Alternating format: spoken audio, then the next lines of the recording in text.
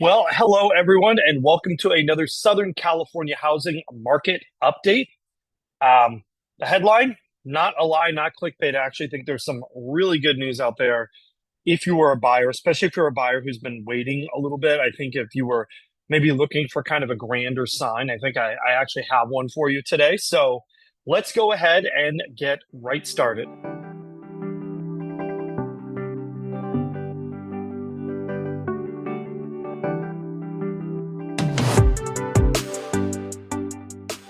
My name is Stephen Meade with Domicile Real Estate, where we are on a mission to help California's renters become homeowners. I want to talk a little bit about this week about buyers because I think buyers have actually gotten some good news. And there's a lot going on in the market that is really pretty stagnant, but there is one statistic and one chart that I think really encapsulates my feeling. I know a lot of you have been waiting on the fence. You've been sitting on the sidelines. You've been wondering, is there a sign? Is there something magic that's going to happen? It's going to say, this is the time that I should be buying a home. I don't think those signs really ever actually appear. However, if you do believe in those kinds of signs, I think this might be the closest thing we have to those. So let me go through and explain that, and let me bring up the charts and I can walk you through it. Okay, so the first thing we're talking about is our active listings. As you can see, we've kind of flattened out a little bit with this under a million inventory. What does this tell me? It tells me that the first-time buyer market is the softest. But we notice here that our total active listings for 1 to 2 million continues to go down. In fact, we are almost at exactly the same level we were at last year. If we look at our new listings, it is almost the same thing. We've seen these new listings have really been flat into our under 1 million category. We were at about the same level of new listings as we were at last year. However, look at the chart last year, how downward pointing that was, and it's pretty flat this year. So we're seeing that those entry-level properties are continuing to hit the market at about the same pace. I'm wondering if that's going to start to really take a nosedive. Now, if we look here in our 1 to 2 million category, we see we are already at a lower level of new listings, or maybe about the same as we were at last year, and we have a downward pointing chart there. So remember, this is kind of a tale of two markets, under a million and 1 to 2 million. This is exactly why we separate these out, because these segments of the market often behave differently. If you look at our new escrows, you see that we've really kind of taken a drop here for that under $1 million. I'm not sure why. Interest rates are actually pretty good for those buyers out there in that under 1 million entry level category. And then our 1 to 2 million, we see a slight drop in escrows, though we are still maybe a little bit higher than we were at last year for this time. If we look at our absorption rate, this is one that's really kind of held pretty steady. I mean, we're still higher than we were at in kind of that middle of the year funk, right around 70%.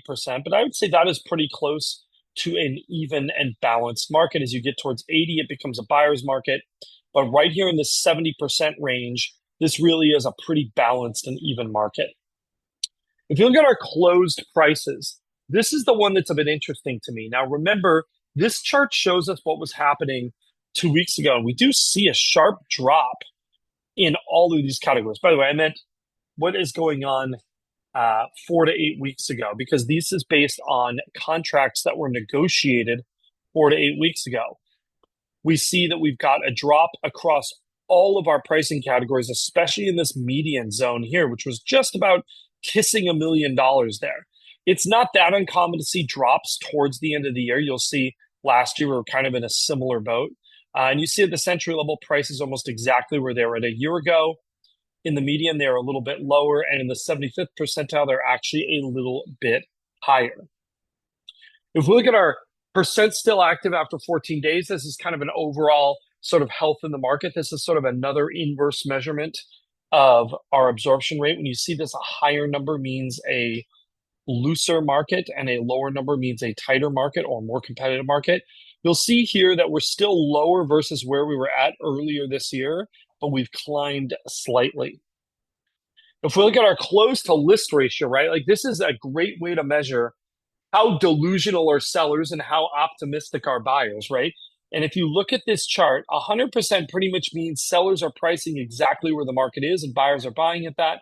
When you see this slip below 100% like this, even in a subtle manner, What it means is that sellers are just a little bit more optimistic about where the market is than buyers are at. In the long run, we tend to see things in this 99th percentile range on average, 98 to 99. So we're kind of right in what we would call more of a normal market.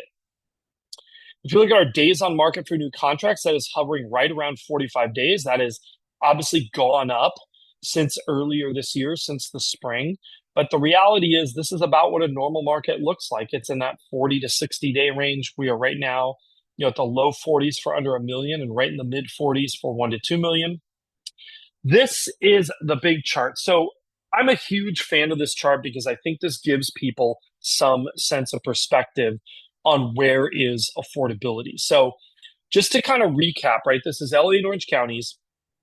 Our red line is the CPI index. Our rent index here, that is based on single family home rental prices. That's represented by this yellow line here. And then the blue line is our payment index. So the payment index is a composite of both market interest rates and median home prices. And so this chart is also indexed to a period of time, which is June 2018. By the way, it is hard to believe that that is now 7.5 years ago. So this tells you a lot about what is it like to buy or rent a home versus where it was at 7 years ago.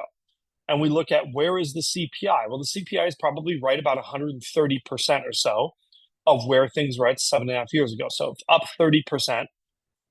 The rent index is up a little bit more. And then our buy payment index is at about 170, 171%, meaning it is 71% more expensive in a payment than it was 7.5 years ago. Here is why this chart is important. So one of the things I always look at when people ask me, am I afraid of a market crash? Am I afraid of a big correction in the market? I think a really key thing to understand is this differential between where are single family homes renting at and where is the buy price? What is the payment for those median priced homes, right? And when this gets really wide, so by the way, 2005, 2006, 2007, this number was crazy. It was like double to own the home versus renting it. Now you see this chart is actually not that far off, right? We're actually not, there's not that big of a distance between. These have actually come together quite a bit. And that really tells me a couple of things, right?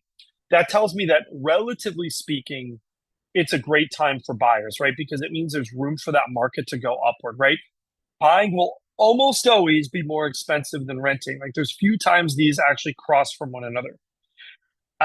The other thing that is important to understand is how much lower we are and how much smaller that gap is than it has been in the past, right? So if you're looking at this, right, this cost relative to 2018, it is cheaper to buy a median priced home today than it was pretty much at any point other than the very beginning of this year or towards the end of 2024. So if we look in the past year, this is pretty much the best time to be a buyer versus any point during the rest of the year. So kind of bear that in mind, right, as you're looking at this chart. Finally, we have our prevailing mortgage rates, right? We saw those really kiss that 7% number towards the end of last year, beginning of this year, and then they've kind of steadily fallen a little bit, and now they're kind of resting in that low sixes area. Anyhow, thanks so much for watching. As always, questions and comments, we do love those. Don't forget to like, subscribe, hit that notification bell. And then finally, obviously, if you are looking to buy or sell property here in Southern California, absolutely, we would love to lend you our expertise and help you with that. So don't be afraid to reach out. We'll see you again real soon.